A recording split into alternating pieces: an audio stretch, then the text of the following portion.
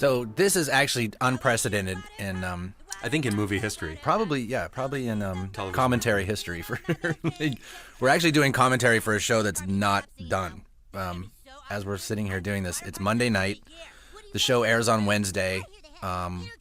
And this show, more than any, actually this entire season probably, is way under animated because it all takes place in a water park. So we had to draw everything from scratch, and we just came up with the idea Thursday. So everything had to be. So basically, there's nothing for us to see on the screen.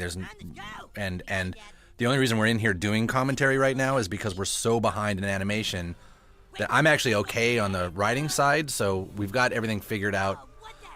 Script-wise, well, there's big moments we don't have figured out, but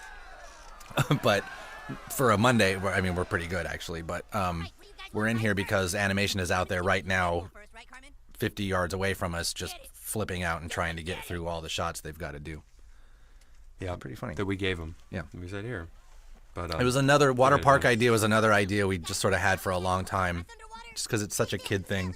There's a place in Denver called Waterworld that we would always go to. Yeah, I remember Waterworld.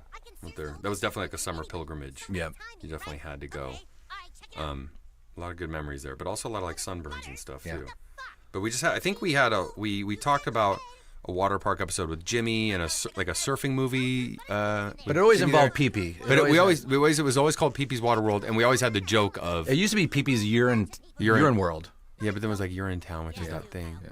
Pee-Pee's Urine World. That's what it was. Which is that joke that pee-pee it's just pee. Yeah. Because when you go to a water park, it pretty much is pee anyway. And that they didn't even have bathrooms, or when you go into the stalls, there's cobwebs, which we still might do in this show, but maybe not. That joke. I had them draw it. It's drawn, so we don't know. As we're sitting here, we don't know if it could end up in the show, or it might not. Then if it's not, then we also don't know right now. The only things we don't know right now is how we're gonna get into that disaster. So right now, they just say, "Pee-pee, you got to close it down," or whatever, and then right now it just cuts to a bunch of disaster, and we know that we need like that final kid peeing and then some kind of thing. Right.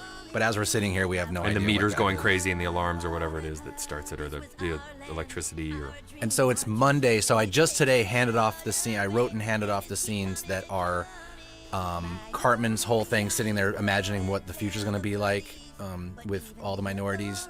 And also all the stuff about Kyle having to drink urine, that was all just thought of this morning and written today. And like there's the last 1 minute or minute and a half of the show isn't even written.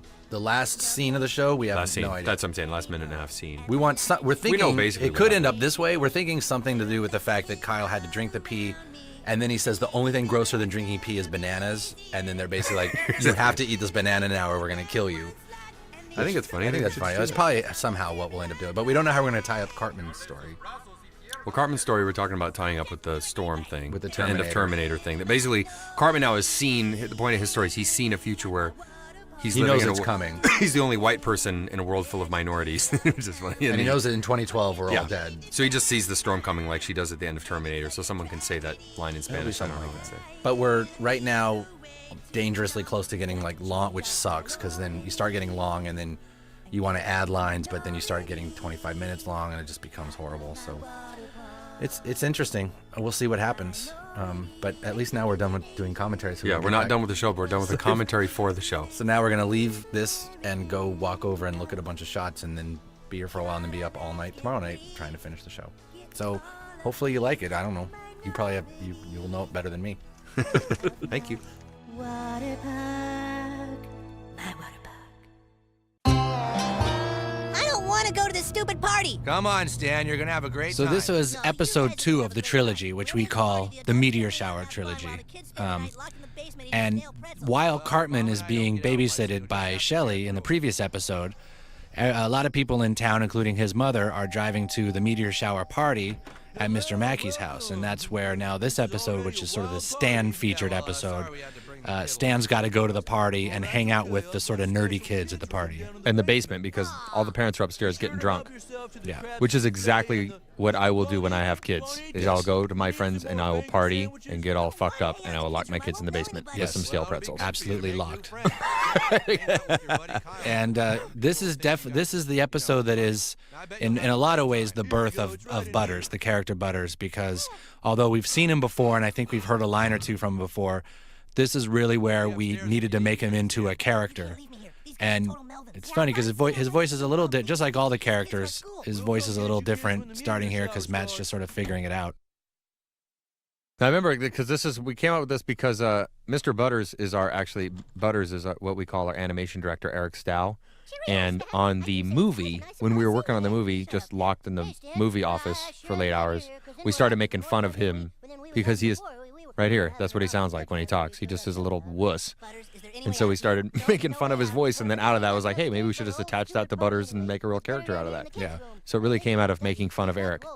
And then Butters over the years has evolved into definitely one of my top 3 favorite characters, and he became and actually he then later became Professor Chaos, the bringer of all destruction and doom, and that little kid next to him, Dougie, became his partner in evil, General Disarray. Yes. And he's in this episode. General Disarray, that little Dougie kid, is in this episode, and then not again until that. For like Professor 3 years. Chaos. Yeah, he disappeared for 3 years. Because we really thought our classic nerdy character we had was Pip, but then really after this episode we realized Butters was Butters is a better character. Oh, I'll pass. I don't And then the other story, and this is where Stan's dad and Kyle's dad have a little homosexual experience. But they just watch each other jack off, and so it arises, does watching a friend jack off make you gay? Which we've learned, no, it certainly doesn't. Somebody told us that. So we've been told it's fine. And then this episode also, it ends with the homage to our brothers in the Branch Davidians who were slaughtered by the horrible U.S. Fallen government. brothers in Waco.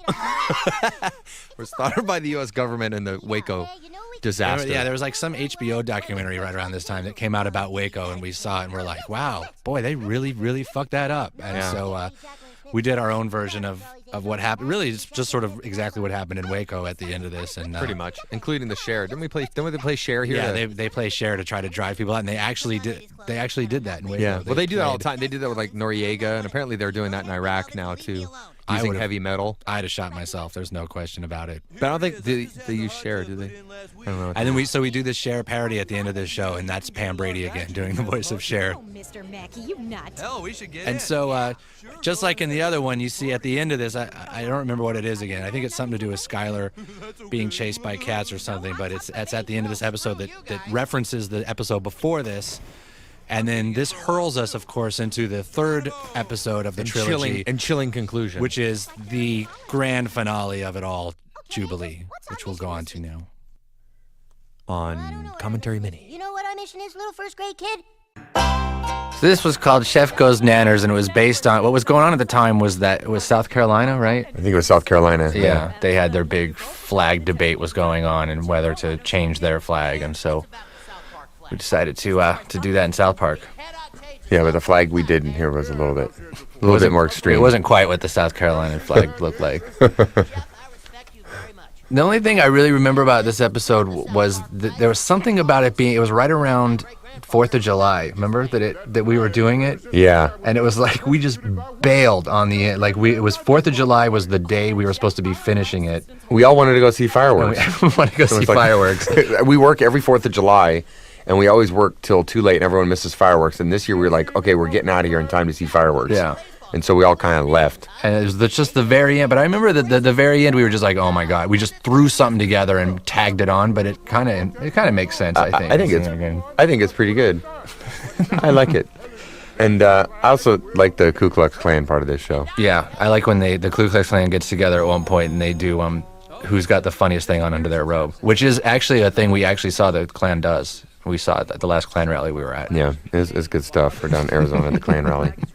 And this is also an episode where Cartman and Wendy have their kind of forbidden weird love thing. Oh yeah, we did. Oh, remember? Actually, the very ending we had thought of before. We thought it was sweet, where Wendy's like, "Oh, in that it was just because we work together, and of course we don't really like each other," and just walks away. And the Cartman's just left there standing alone, and he just kind of. It's like this big bummer of an ending where Cartman's actually like he really did like her, but kind of walks off sadly, and then that's the end of the show. It's pretty sweet. It was like a downer ending. It was one of the first times we ever did that. We've done that a couple other times, but it was kind of cool.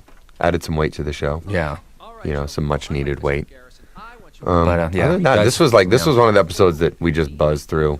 And looking back, it's a lot better than I remember thinking it was at the time. Yeah. It This was actually holds about the together time, pretty and good. it was actually sort of in the next couple shows we really figured it out, but this was right about where we started going, oh, you know, a show can really just be about one thing. Like, we were still in our A Right. story, B story, C story mode. And then try to shoehorn them together. And then actually with Finger Bang, which is coming up soon, with Finger Bang we just did one story and we're like, you know, that works so much better, and that's the formula we followed ever since And South Park, we think, has gotten much better. because of that, because we don't It's try to just service all these little stories all the time.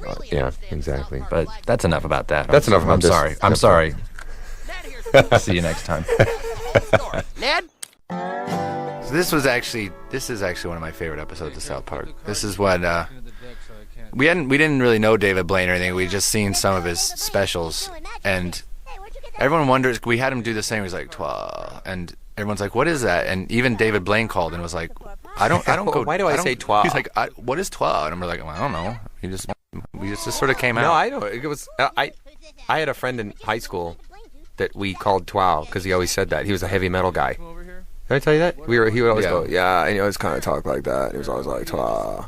So, hey, you guys want to come over and play some guitar? Twa. And I don't know why he said Twa, but we just made David Blaine say it. Trey just started saying it with David Blaine. Doesn't really make any sense. But it was David Blaine actually called us the day, like 2 days after this episode aired, and he said that people were asking him for his Blaintology book, and not joking. Like they were like, well, they made fun of your Blaintology book on South Park, but I'd like to read it, you know. And he was like, no, I don't have one. I don't have an actual book. But this is a perfect example. I remember this episode too. That it was a whole thing about David Blaine and really basically Scientology. But it was doing a show about him that suddenly took a very bizarre turn somewhere halfway through making the movie, where we decided to bring Jesus into it, and then Jesus brought in all his super best friend. The whole super best friends idea just sort of sprouted like halfway through making the show, which is sort of my favorite part of the whole show. Yeah, that's the best part. Because one thing we do in this show actually is we make an image of Muhammad, which apparently people kill you for. Apparently it's really, really bad to have an image, especially a cartoon figure of Muhammad, and it's in this show. So you might actually be killed just for watching it. Actually. We've always done a lot of religious stuff in the show, and you know, it really is. The Super Best Friends probably is our best. Is kind of the train I've always talked about, the fact that we think all the, you know, Muhammad and Joseph Smith and Jesus and Moses, they all kind of are probably up in a spaceship all together, floating around the earth, or they probably are the Super Best Friends. And you know, I think that's kind of where the idea came from. But they would be the best. They would be the best crime-fighting team in the world. That's for sure. This is one of a lot of people's favorite Butters line ever. That he goes to sleep to the sounds of his own screams, and he wakes up to the sounds of his own screams. That's a pretty great line. I don't remember what else was. What else from this episode? But it kind of is like, yeah. I don't know. Yeah, see? Yeah, I don't really. That's all I remember from this episode. It's a good episode. It's just not real commentary worthy. Let's move on. That's pretty treacherous. Trying to comment on this again. Hi, everybody. This is Trey Parker. This is Matt Stone. And we're here to do short commentaries. We actually got a lot of letters, people asking us to make our commentaries a little bit shorter because they were starting to get bored too quickly. Love having them, but not too much. Yeah. So we understand that because we certainly get bored by commentaries as well. The one big thing I remember about this whole run in general, basically, or at least the first part of this run, was it was really sort of the development of Butters as a character, because what had happened was the season before this, we sort of thought we were killing off Kenny for good. We had him die in an episode and said that's it, and then we ended the last season with Butters' very own episode where he kind of just a special with him, and then we decided let's make Butters from now on the fourth kid. So now it's Stan, Kyle, Cartman, and Butters, and so it lasted a good season of doing that, and it was actually really good because it helped us develop Butters, who I still is one of my favorite characters on the show. You know, it's funny, if you watch these episodes, the third or fourth or fifth episode is Professor Chaos, and that's when the Butters voice actually starts to sound like the real Butters voice. Yeah, like in here, we're still figuring it out, and he just sounds kind of, I don't know, he sounds kind of weird. But by the fourth episode, you can just hear that, like, it, you know, zeroed in on it, and like that's what Butters sounds like. And this was obvious. There was all these Jared Subway commercials. All these. There's a time when we did this where there was just a Jared commercial. There's still lots of Subway Jared commercials, but there was one on all the damn time, and it was getting pretty. And annoying. we thought, I mean, the basic thing behind this episode is the boys decide that they're going to go make money by making a deal with City Walk. That, you know, if I only eat City Walk, I'll lose weight. I just felt like when this came out, I was like, man, that's a great. If that guy had done that all on purpose, which he might have. He might have. You just might get really be fat. A gigantic genius. And then you go and I mean, if you just eat a little bit of any food, you know, you'll lose weight. But if you're kind of like naturally thin anyway, like go out, get super fat, and then go approach any company and say, hey, I'm going to eat all your food and I'm going to lose the weight. You can have all my before and after photos. I could go gain 20 pounds and then eat nothing but McDonald's and lose weight. Absolutely. I just wouldn't eat very much McDonald's. Right. It's fucking brilliant. Jared's actually super brilliant. That's why we said we'd make fun of him. This was actually also the first. This was the first episode with the Shitty Walk guy, and the Shitty Walk guy, was the. It was actually when we were doing a sound mix, I think for Orgasmo. Yeah, it was something in the valley. up in the valley, and we called a City Walk. We wanted Chinese food delivered, and there was a City Walk. And a person did answer the phone and went, Shitty Walk, take order. And it was like, and they had shitty chicken and, city chicken and city beef. Shitty shrimp. And it was just, and we were just laughing our asses off for and then we did that thing where during the sound mix, we would call City Walk all the time to order food just to hear the guy say shitty beef and shitty chicken. Yeah, life was good back then. That's the good My old favorite days. part of this show is when the whole town's going after Jared because he wants to give everyone AIDS. He's inexplicably beating a dead horse. And then Garrison comes over the hill, like, there he is, he's beating that dead horse. Yeah. Because that's what this episode is. We certainly were. The at that AIDS point. joke over and over and over and over. And I remember when this came out, there was I don't think we got a letter from Subway, but there was a press release from Subway. It's brilliant. Saying something to the effect of, we at Subway Sandwiches do not think AIDS is funny. But the greatest part about their letter is, we should find it and put it on the website. It was, quote, unfortunately, Subway can't control the content on all TV shows, but we would like to say that basically they were saying we had nothing to do with it, but the way it worded was like, unfortunately, we don't control the world. Yeah, but almost as if they were saying yet. Like, we don't. Unfortunately, we can't control all television. It's like, no, that's pretty good that Subway doesn't control all television. But, see, we've done it again. We're really rambling now. We should get on to the next one. We're sorry about that. Sorry, everybody. Oh, come on, just think about how famous you'll be. Good days. Hi, everyone. This is Trey Parker. This is Matt Stone, and we're doing Season 7 commentary for our 7th season of South Park. Yeah. This was I remember this whole season was our 5th year anniversary. We'd had our big 5th year anniversary party right around it. Yeah, I think Yeah. so. And then, so we've been on for like 5 years, and we were about to hit the big 100 episode mark, which I think we did about 4 shows in. Mm-hmm. And This was originally going to be the 100th episode. yeah, we were going to make this the 100th episode, do this big thing where we did a repeat, sort of do the first episode over again, and that's where this whole idea came from, was like, now that the animation sort of changed a lot and it looks a little better, like redo the first one, but change it just enough, and then that's where the whole idea for the reality show came in. And then I think what happened was we couldn't come up with a good first episode. So What usually happens in to normal us. fashion, we're like, well, what do we have ready to go? And so we went to this for the first episode.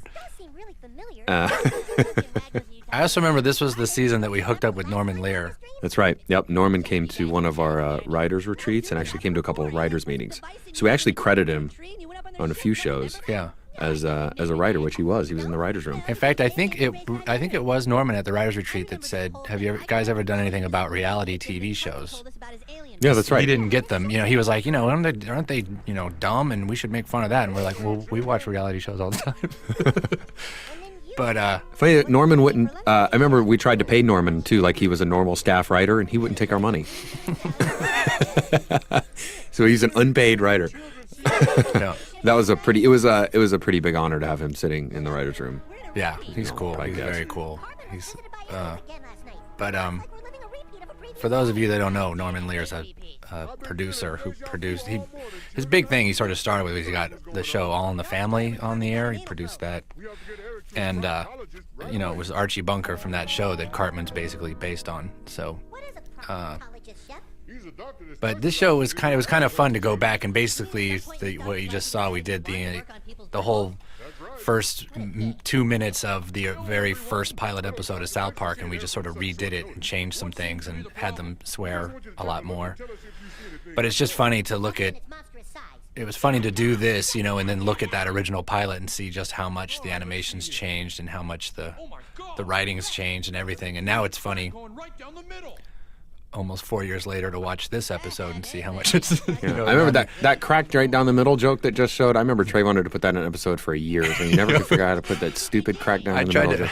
That's been in like 5 episodes before it finally ended up in this one. I've tried to put that, yeah. And I've tried to put that in a lot of episodes. And then the other things that are in this episode, there's a bad Jeff Goldblum character who's basically like Jeff Goldblum in Independence Day. Yeah. Where he makes all these insane. He gets to the bottom of it through these insane free associations. Yeah, someone says, "Oh, I've got a cold, virus." Yeah.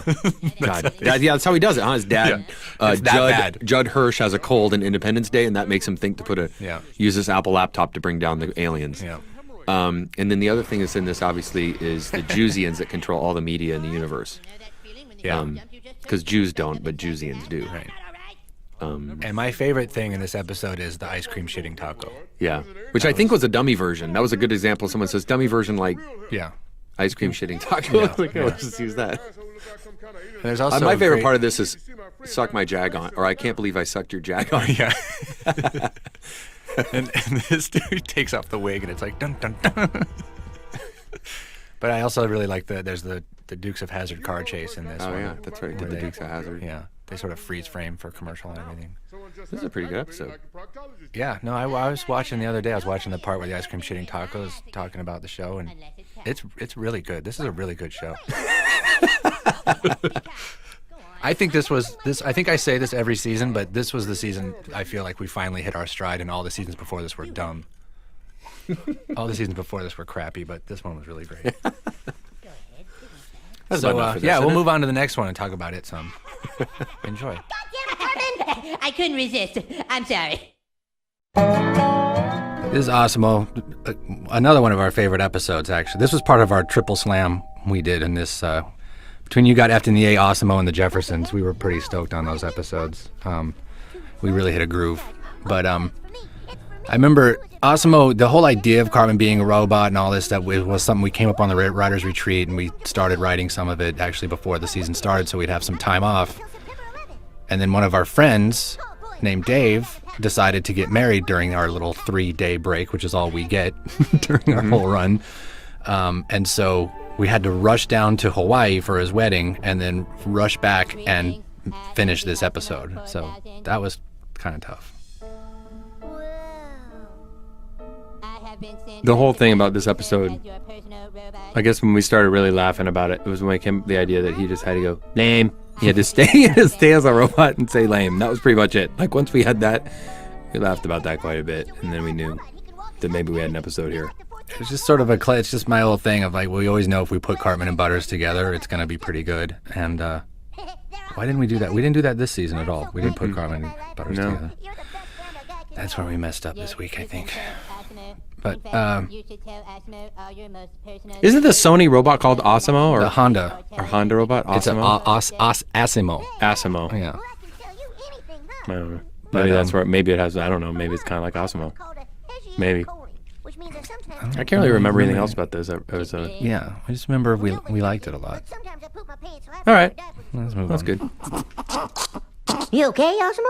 Yes, Osimo is fine. So this is Ginger Kids episode. I really like this episode. We knew we wanted to do a Ginger Kids episode for a long time. We just didn't quite know how to do it. But it all kind of started. We were in England doing press for the show, and we noticed a billboard that said it was something like "Only you can stop ginger" or something. Only like you that. can prevent ginger. And it had like just a little ginger girl on it smiling. And we're just like, dude, that's so cool. That's so horrible. And it really is. There really is some truth to this. I mean, I am sort of gingerphobic in a way, I guess. I definitely have nothing against them, but they do just kind of freak me out. And in fact, I sort of referenced myself in this show where I had just gotten engaged when this show came out, and And so and the guy says to one of the kids, he says, well, the only way you can be sure you're not going to have a ginger kid is to marry like an Asian, because then you probably won't have a ginger kid. And so, and that, he's talking about me, because that's what I did. Because I was dating someone before and having a really great time, and it seemed like really pretty good. And then I met her mom, and she was ginger. And I knew deep down it was the beginning of the end right there. It was just, okay, how do I get out of this? Because there's just no way. We don't, we can have fun, but there's no future here, because I'm not having a kid that has a 1/10 of a chance of being ginger. Because what do I do? Yeah, leave it somewhere. You have to bail on it. I would just have to forget it somewhere. And why is Kyle's a daywalker? Because he's ginger, but he can go out in the sun. Right. Because we had a tough time with this episode because we wanted to do this whole ginger episode, but then we'd already asserted that Kyle was ginger. Yeah, that Kyle had red hair, but even though. But then we said there's a difference between like having red hair and then really being like light skin, freckles. Right. Yeah. So that's why the daywalker. We had to kind of make that distinction though because of Kyle. Because even though he wasn't like you don't see his hair a ton, we had seen it, and he did technically have red hair. So he's the daywalker because he can go out in the sun. I just don't. I can't believe even when people are like, what do you mean? I think little redhead kids are so cute. I'm like, no, you don't. You're freaked out by them too. I know you are. In England, that little girl has red hair right there. Yeah, there's other ones. We didn't even mention that. In England, there's a movement with some red-haired people to get racial minority status. So, like, with other racial minorities that they could sue if they get discriminated against. Because they're basically, it's like, we're a race, right? And they kind of are if you think about it, They kind of are. But there's also red-haired, and we did a lot of research for this, the red-haired gene has spread throughout the whole world. Yeah. There's ginger Japanese now. There's a few ginger Japanese, ginger Nigerians. Yeah. Isn't that weird? Sick. Kind of gross. Well, but the red-haired gene was spread through Dutch sailors in Japan, who interbred. Yeah, so they're not really Japanese. It got in there. It got in the whole blood. Got in the whole bloodstream. And the other fact I remember from all the research from this is that red-haired people require more anesthetic when they go to surgery. They're more resistant to pain. Yeah, because when you don't have a soul, you're more resistant to pain. And they have way more hairs on their head, don't they? Or something like that. I don't know. There's another weird thing about them, too. Anyway, that's enough of that. Sick. Thanks, Mom and Dad. Previously on South Park. Hey, y'all, this is Trey Parker. This is Matt Stone. And we're here to do commentary and talk about our own stuff. Because we love talking about our work. But we don't love it that much, so we only talk about 3 to 4 or 5 minutes per episode instead of like full 22-minute commentaries like some people do.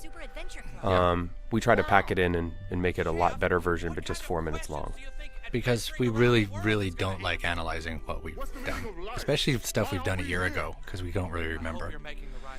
But this run, this first half of season, this is season 10 here is actually 2 runs for us. It's 2 7-episode runs, so this was sort of the spring run.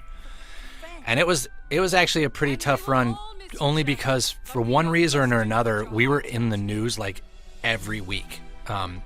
Because this was, even though we had done the Scientology episode the season before this is when kind of all the hubbub about it actually broke, because a rerun got pulled. And it just became this huge, deal.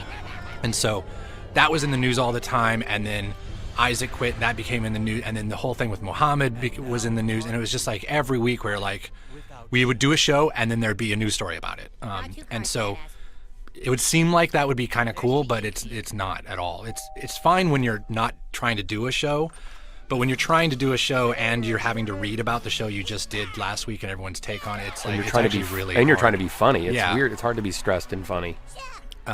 But this episode, we had gone and done the writer's retreat, and we had come up with ideas for shows, and we were going to start the season with the Muhammad episode, but that was becoming already a fight with Comedy Central of how we were going to be able to do that. And so then what happened was about a week before this episode, we got the news of Isaac's press release to the press, where Isaac had quit, and we understood that, and we actually all left on really good terms, and he was like, I'm a Scientologist and I want you to pull that episode. And we were like, well, no, we're not going to do that because we don't do that. And then he said, his lawyer said he's resigning. And we're like, okay, well, you know what? We understand. We knew that was a risk when we did it, but we had to do it. And so, it's been great. And see you, love you. And then out of the blue, sort of when all the Scientology stuff broke with them pulling the episode, the rerun, there suddenly was this press release of Isaac saying that we were bigots and that's why he quit. And it was just so ridiculous, and so we still don't even really think it was written by Isaac, but anyway, we're like, all right, well, game on, and we just decided to basically respond to that whole thing and Chef's character and go basically do another dig at Scientology, which we wouldn't have even done except that they basically egged us on. So, and our basic attitude about, and we kind of had, it kind of felt like we had to do it because we had to answer where Chef was. But we didn't have Isaac to do his voice anymore, so we couldn't even do the classic send him off episode.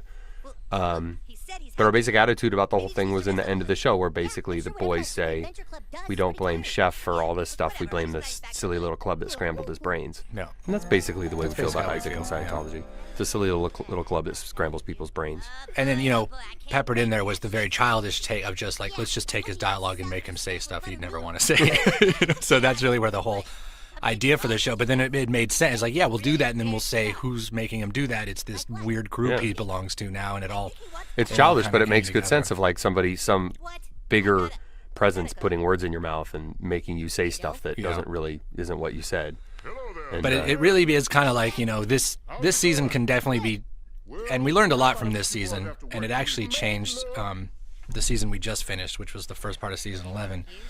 Where we started becoming super self-aware in this season, and it was partly our fault, but it was partly also just because we had no choice. I mean, we were really like top news every single week, whether it was for Scientology or the Muhammad thing, and or the Bloody Mary episode. And because we can do an episode in a week, we were like, okay, well, we can respond to that. Let's respond to that, and we were responding to things in the news the week later in our animated show, and on the one hand, that was super cool, and it made it even more fascinating. But on the other hand, we kind of had to take a step back, especially at the beginning of the season. We're like, all right, let's just be funny again, and like not worry about responding to everything that people are saying about us. And so I think it made for some really cool. I think actually this episode's really good, and I think the Muhammad episode's really good. But we were definitely starting to be a little bit too self-aware.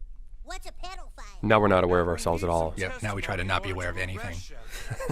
So let's move on to the next episode. Did Chef ever touch any of you here? Well, this was a real painful episode to do because we were trying to... So we made it two. Yes, we made it two parts to make it super hard. A lot of it was we had really been sort of... put into the group of atheists. I think people just assumed we were atheists. No, it was that Nightline thing. Oh yeah, that's right. We did an interview for Nightline, and we are totally surprised by this question the interviewer asks, where he says, "So you guys are atheists because you've made fun of religion a lot on the show?" And we were like, "No, we're not. Like what? We're not atheists." And we kind of briefly stated our feelings about that, and then we get this call from Penn, our friend Penn from Penn Jillette from Penn and Teller, and. We got an email. We got an email saying that he was devastated. He was heartbroken to find out that we weren't atheists. And if you know Penn, he was serious. He really was heartbroken to find out that we didn't consider ourselves atheists. And that kind of sent us on this whole trip where, we started reading about atheism and kind of learning about it, and decided to do this very painful to produce 2-episode statement kind of. Well, because Richard Dawkins' book, The God Delusion, had just come out too, and so Sam Harris's End of Faith. Yeah, and so we really fought through I fought through Dawkins' book, and it was just like, wow. Dawkins' book to me sounded exactly like that kid when you were like in high school, that like 15-year-old that was running around going, "Don't be stupid, God," and it was just like, yeah, we know, and like, I didn't grow up in obviously a big religious household, but like, it was also, it's like there's also like the kids when you're in like first grade, and then there's that one first grader going around telling all the kindergartners, "There's no Santa Claus, stupid. How do you think Santa Claus could go around the world and get in everyone's chimney in one night? Does that make any sense?" And you're like, dude, fucking chill out. We know. We're having fun believing in Santa Claus. Fucking relax. But anyway, we want, it was just, we probably should have let it percolate a little bit. Instead, we just dove right into like, let's do an atheism show. And, a lot of times we kind of figure out what our take is on something as we're doing the show and what our opinion is on something. And then what always ends up happening is we take all that shit out of the show and just put funny stuff in, as much as we can, because we realize we'll do it a bunch, and then we realize, okay, we're just getting preachy here, and not even preachy because we're not trying to preach our opinion because usually we don't know what it is. But it's just like it's getting too talky, it's getting too thinky, and let's just add, retarded fish frog into the whole thing. What we wanted to make fun of was how bitchy, like how even if you can read parts of like Richard Dawkins' book or Sam Harris's book and agree with them, you're just like the tone of it is so bitchy and whiny that you just are like ugh, like. But then as we started doing the episode, I think we got into these existence of God arguments. And I was like, how the fuck do you make that funny? You just don't. Right. So so then we decided to put otters and a we, and the we was coming out. Because so that really honestly, was the big and deal. that really did kind of get to the core of it all, because here on one side is like, you need to read Dawkins' book, and I'm reading Dawkins' book, and I'm, having interactions with Penn and emails saying, and him saying, well, what do you think about this? And really getting down into this whole thing, because, and all I had said on the Nightline thing, by the way, was like, yeah, I believe in a God, but it would take me hours to explain what I mean by that, which I think a lot of people can understand. And I'm going through all that and thinking, but that was like 5% of my day. 95% of my day was like, we is coming out in a week, and I'm freaking out because I've been waiting for the we for like 5 months. And at the end of the day, that's what I was really concerned about, which really does go to the heart of my religion. It's basically like... Okay, you can argue and you can scream and you can get upset at these people and they can get upset at them, but the fucking Wii's coming out in a week, and it's gonna have Zelda with it, and that's pretty amazing. So that was really, that was when we were like, let's do an atheism show, but let's really make it all about the Wii.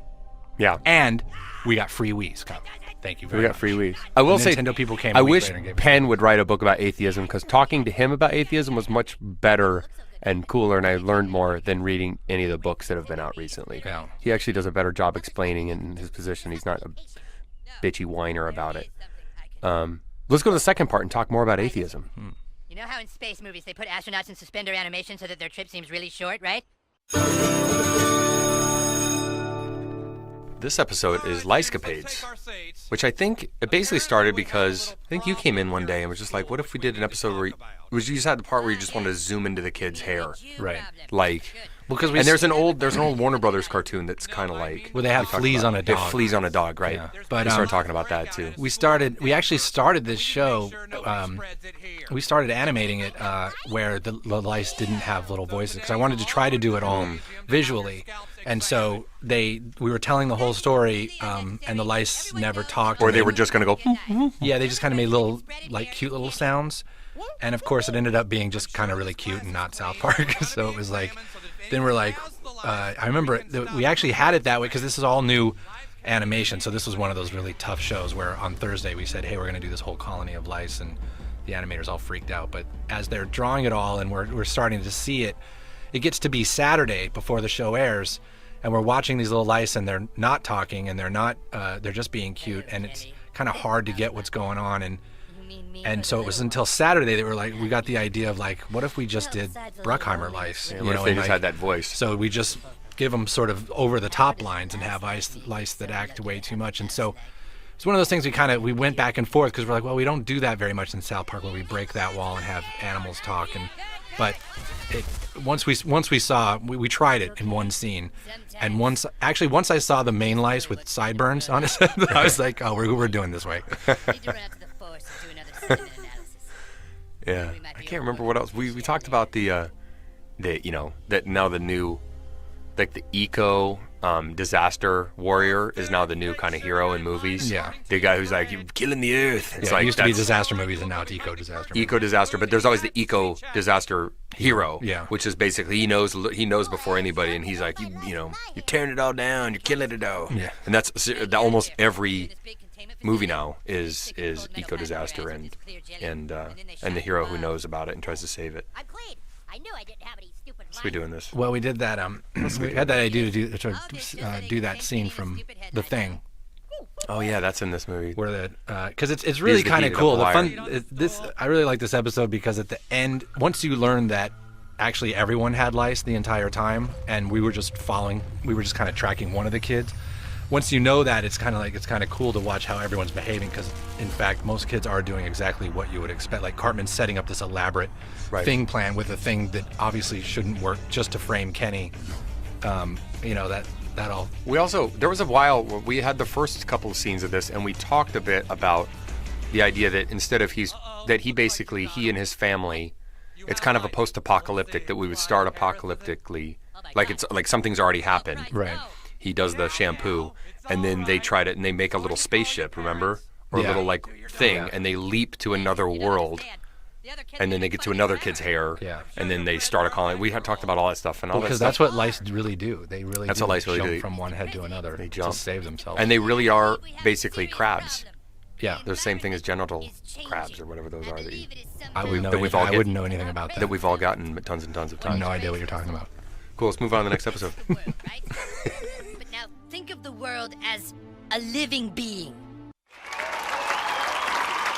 This is Guitar Queero, which we read an article somewhere that said that this was actually, what was it, like the #1 product placement? Yeah, it was like the best use of product placement, or it was the most value in product placement or something for something, and it was in the New York Times, and it was like, how many millions of dollars worth of product placement Guitar Hero got from this episode? Which is so funny because, of course, we never contacted them or anything. We never do anything. We've never, like, there's sometimes people there, we've seen stuff on there because we've done a PSP episode, and we mention Xbox 360 sometimes or Xbox because, and then we had the Wii thing with Cartman, and people talk about that we must sign some deal or that's why, and that's actually not true. Now, we could, if we were smart, we would go get some money for all of this, but we don't. We never have. We never have, so people don't know what we're gonna do. But there is a certain thing, like you can't have a kid. Is it like you can't do a story about a bunch of kids and not talk about Nintendos and Guitar Hero. And a kid is going to be excited about Wii and about Guitar Hero, Well, because we were excited about it, that's why. Yeah. But anyway, just for the record, we don't take any money for it. Yeah. We just put it in there.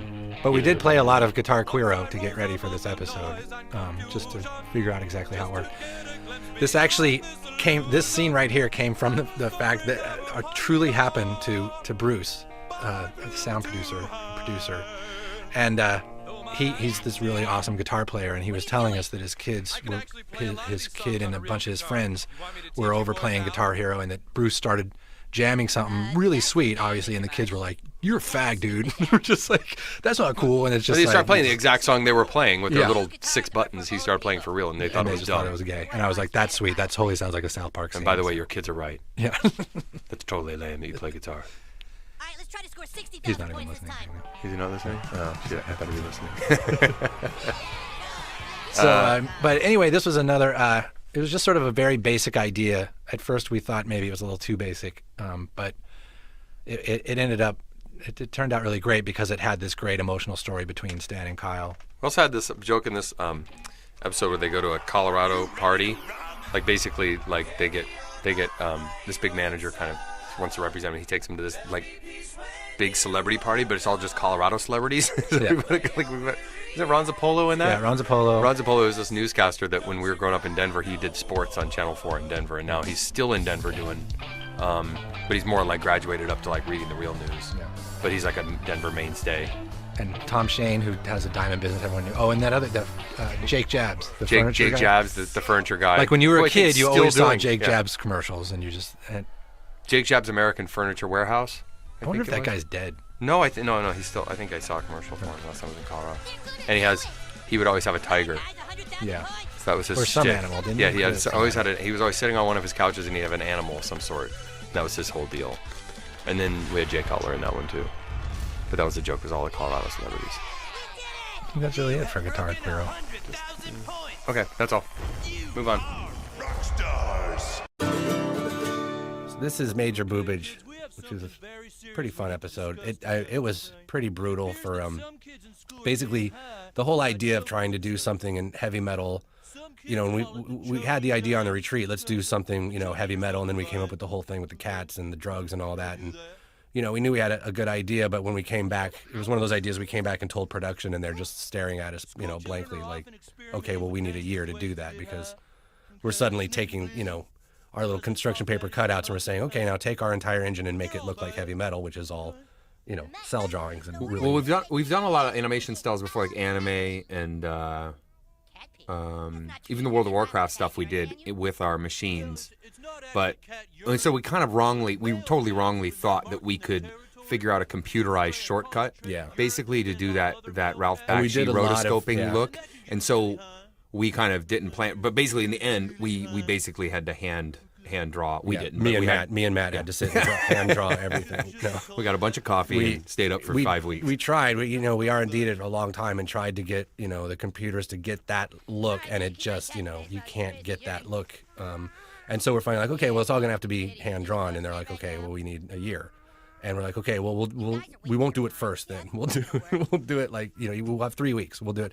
And basically we did sort of the same thing we did for Warcraft, where we hired another bunch of animators. Real artists who could really draw. And everyone in our building, a lot of people in our building are totally capable of doing, and did a lot of it too, but we just needed the extra help. And, the storyboard department, our storyboard department are all great artists. And so they were able to make all the drawings, but then you just had to hire all these people to do all these in-betweens that just took. Basically the equivalent, like we had to set up a mini Korea. Yeah. In our like just the. And we got to see for a few weeks what it's like to do a real animated show. Yeah, it's terrible. It's horrible. If we had to do an animated show that way, we would never fucking have done it. No. We wouldn't even finish like 2 shows. No. We'd be halfway through season 1 right now. It's ridiculous how slow. I mean, our animation process we think is slow and like watching paint dry, and this is nothing compared to hand-drawn cell animation. Yeah. It's ridiculous. Why people do that? And really, the worst part about making this episode was we had to watch heavy metal like 3 times because people are like, "That's cool, you did heavy metal. You're heavy metal fans." It's like, no, I think it sucks. I thought it sucked when I was 10 or whatever when it came out. I think it sucks now, and it was just, I guess I get it that it was what it was, but it's just a crappy movie. I think I had better recollections of it. Yeah, it's one of those things like, oh yeah, that was awesome because then you've been you watch told it, it's you're like, awesome. really? And you watch it, you go, shit. I mean, there's like 2 little good shots in it. There's a bunch of crap in it. Yeah. But yeah, we did have to watch it like 3 times. There's way more plot that makes sense in this 1 minute right here than there is in the entire real heavy metal movie. The big breakthrough with this tour in the writers' meeting is when we finally hit on the thing of like, oh yeah, all those is making it major boobage and making it about boobs, and there's boobs on the buildings, and it's just like basically all that kind of like heavy metal art, just is random violence like that. Yeah, it's also, but no it's also reason. just geeks like wanting to draw boobs, basically. Yeah. And have it not Boobs seem- everywhere. Yeah. But again, it's all that it's great. All these backgrounds and everything. It really shows off what our storyboard department and artists can actually do in this building. Yeah, they When designed all don't these have to do little characters and circles and stuff. squares all the time. All right, that's pretty good, right? Yeah, I think so. Let's move on. So this is super fun time, and this episode, the idea of having a living museum and something actually having an original And people that wouldn't break character. and people who wouldn't break character while a blank is happening. We had for a couple of years, and we could never quite Always smashing our break heads. it. Like In fact, this was flood. the original idea for the Katrina episode we did. That's right. Was there was going to be a flood? The boys were going to be at a pioneer village. No one would break character. There'd be a big flood or something. Right. But we just couldn't figure out what the boys are doing. Okay, they're in a flood. And they're trying to unflood the place. Like what? It's like not as. Then we finally, when we were doing this episode, we came up with the idea of a Die Hard or bank robber terrorist kind of thing, and then the boys had something to get out of, and then it kind of all started happening. But we've had this idea of like these living museums, making fun of these living museums for a long time because they're pretty funny. Yeah. We went to Plymouth Plantation one time, me and Trey, Yeah. and watched them not break character there and get frustrated. Yeah, it's really frustrating. I think everyone has been to a place like this, but I'll always remember season 12 because it was a pretty rough season. All in all the shows were pretty hard and kind of brutal, but for some reason, this run and then the second half of 12 season, both the last shows we figured out on Thursday and had like a super easy time. Was this one of those? This was one of those too, where we went in And the vampire Thursday. show, We too. went in thinking, okay, we've got nothing, and we're really tired and beat, and then we just boom, it just came out, and we sort of knew once we kind of combined it with, okay, it's a bank heist, and that's what that's why they will break character, and then meanwhile we we had a super fun different, time. and we had a different episode with the Celebrity Sports Center idea. We kind of Yeah, combined it a little we bit. That's combined them. because there used to be this place in Colorado when we were growing up called Celebrity Sports Center, which was just like, when you're 10 years old in Colorado, it's like fucking heaven. They have a water slide and like 5 arcade games and some shit like that. And so the idea was that the boys were going to go on a field trip, and then we had a different idea for a show. The boys were going to go on a field trip, and then they were going to escape. Cartman to go- and Butters were going to be pals that would Butters wouldn't let go of his hand. they were going to go to Celebrity Sports Center. So we kind of combined those. It two kind of into happens this. a lot, where you've got ideas floating around that have never panned out, and then suddenly you realize, oh, put those two together, and it totally works. Yeah. And when that happens, it's really nice. And then I remember the big thing we died on this, and we tried to figure out the last thing of this episode to figure out. We figured out on Tuesday late in the evening was how to get Butters and Cartman back into when they were coming back in from Super Fun Time, the part where they shimmy across the thing because they had to not, and they're hanging on the pole because they wouldn't let go hands. Remember that? Yeah. That was like this brutal. very last and it was like minute this thing where it's like, as soon as we fucking figure this out, we can basically go home for 5 months. Yeah. And we couldn't figure it out. We couldn't figure it out. We were just dying on that stupid, like, how to get them back into there. God, Super Fun Time looks fun. Well, too. because we also had... There was a place called Funplex. Funplex. Yeah, Funplex. On Kipling. I think it's called something else now, but it was basically a Super Fun Time. And it had a ballroom. It was new. It was a newer version of Celebrity Sports Center. It had a ballroom, those ball pits, the little plastic with the balls. little plastic balls, yeah. And lots of arcade games and race cars and shit. And we liked the idea. We were basically doing Die Hard, but that they had robbed a Burger King. Well, that could be it for this first half. We'll go First to the half of second the half season. Let's go to the second half and get going on that. General store. It's where I buy all my supplies and such.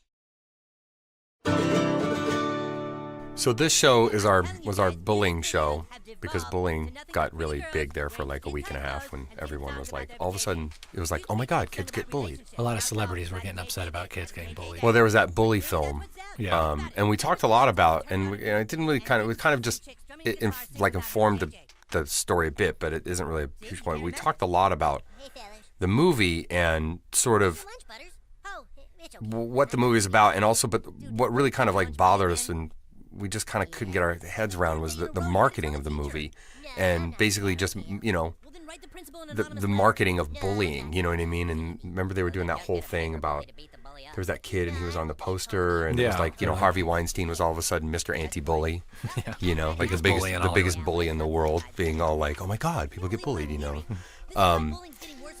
So I mean, we started there, and also luckily that guy, the guy had the Joseph Kony guy who made that thing had that meltdown. Yeah, that gave this us was a good, right after. He'd been That was caught fun. jacking it in San Diego, and I was like, oh, that's a song. As soon as he was caught jacking in San Diego, I wanted to write a song about it. So I wrote several, actually, but this one made it into the show. there was a lot of jacking in San Some Diego. ballads. I haven't been to San Diego since. I don't know if I'd be able to go there without jacking it on Yeah. that street corner. But this also had, it was when we were starting to look on YouTube of different schools doing this whole anti-bullying thing, and they were doing these lip syncs where they were taking the camera and going through their school and having everyone, you know, one shot. That was the big thing. And I guess there's a name for it too. Didn't we even figure out what Yeah, the I name can't was? remember. There's a name for it, but like doing take a song and in one shot have everyone do their part to that song. And we couldn't believe there was this whole culture just of doing that. And that a lot of them were sort of for the cause of let's stop bullying, but all the songs were just kind of like, hey baby, you're the best, you know. Like, So yeah, sometimes they did it with pop songs. Some people Yeah. just lip sync pop, like Black Eyed Peas songs. Yeah. But then they started writing their own songs to stop bullying. Because if you do a single shot through the whole school and everybody's there being a part of it, no one got bullied that day. yeah, except for all the people that weren't allowed to do it because they're nerds. So they were bullied. They didn't even get to be there. So If you can tell, we don't have much school spirit. This guy. this guy, his haircut was based on Captain Kangaroo, of course. Pretty obviously, yeah. I think I even wrote in the script a Captain Kangaroo haircut. That's why we got this. All right, how's that? Is that long enough?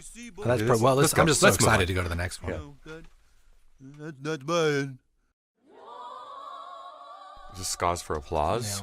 And this is obviously our Lance Armstrong episode about Lance Armstrong, but not at all.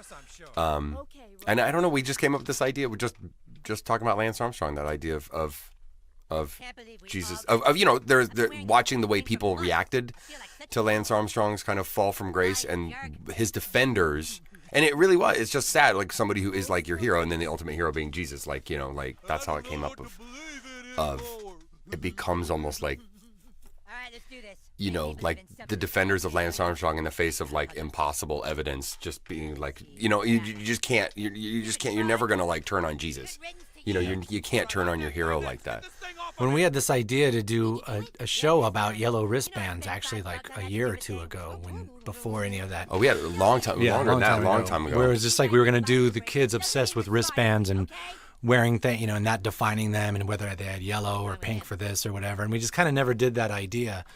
So then when we actually did this episode about a week after the big final bit of press was coming out about the definitive proof against Lance Armstrong and everything. And so it was just like we started talking about the wristbands again, and it was just like, you know, obviously the parallel of what would Jesus do wristbands. Right.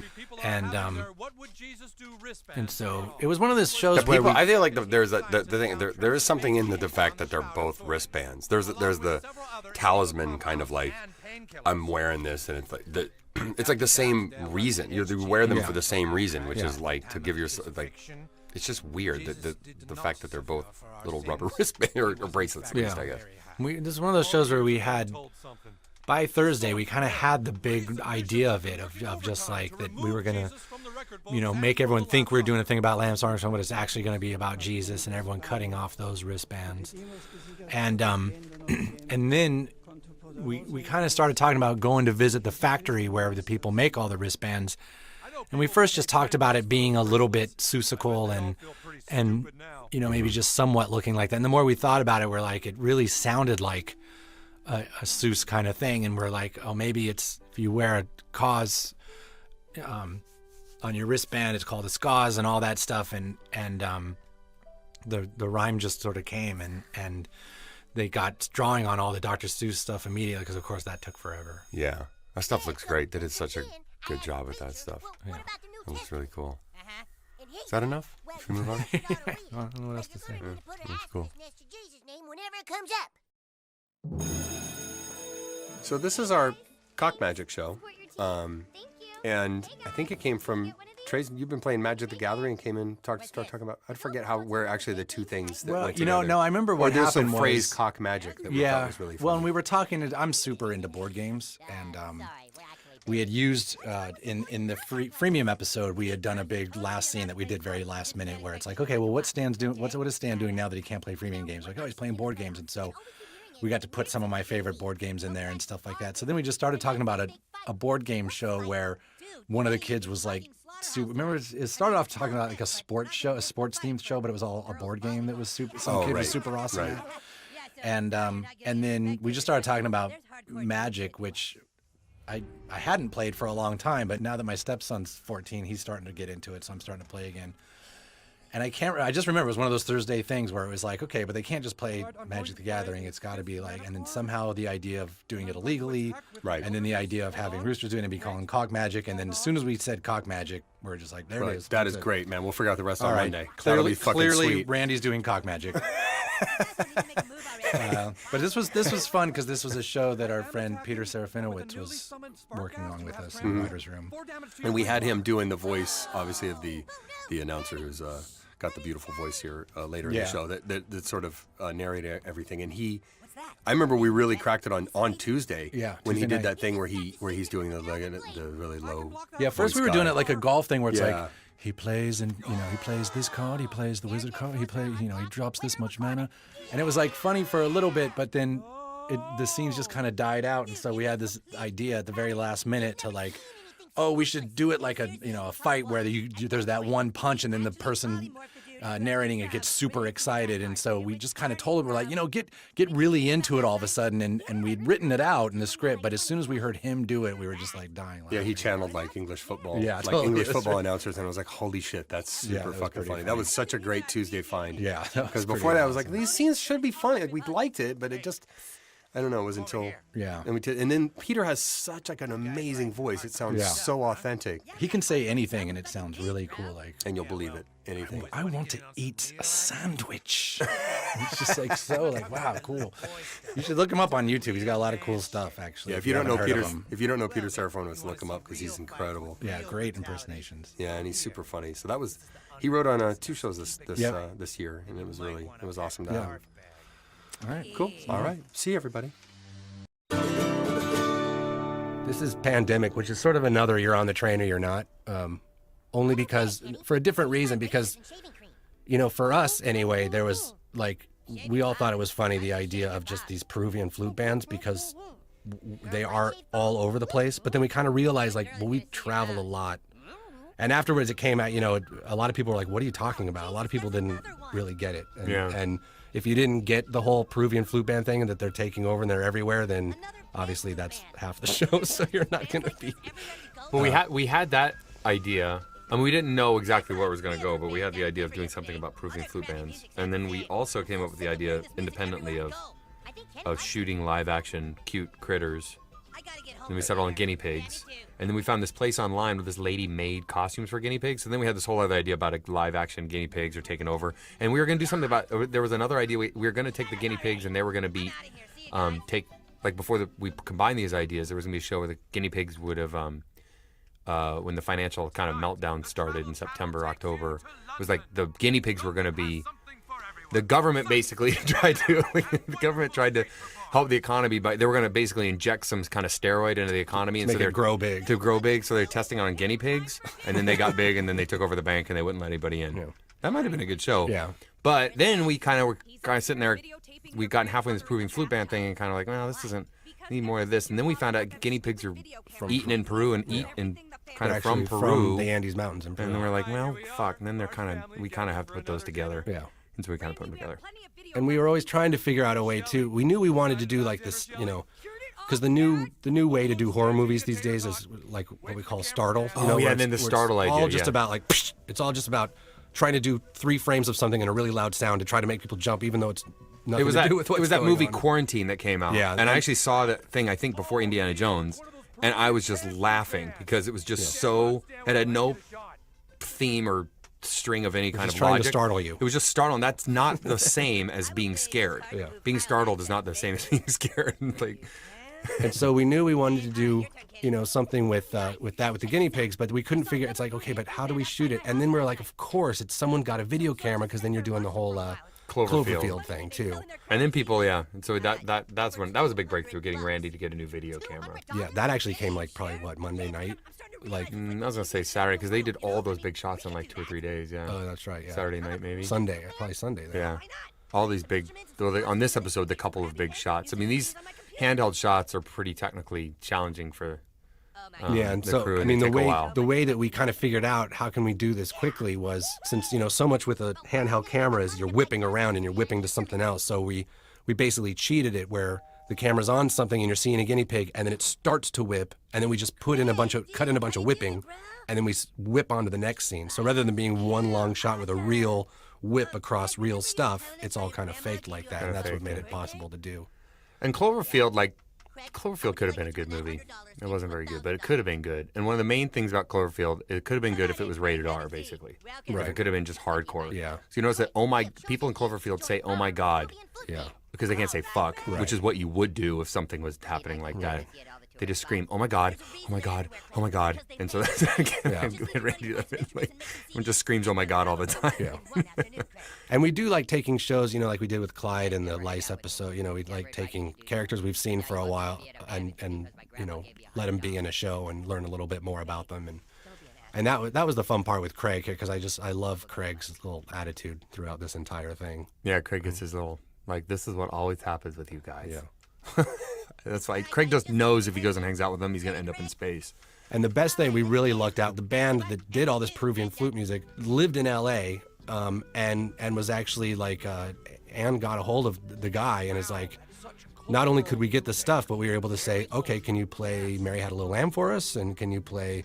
And then my favorite thing was at the end of part 2, we had them play Cars by Gary Newman. And I actually think the Peruvian flute band version of Cars is one of my favorite pieces of music I've ever heard. Well, let's move on to part 2. Go to part 2 and we'll talk more about guinea pigs.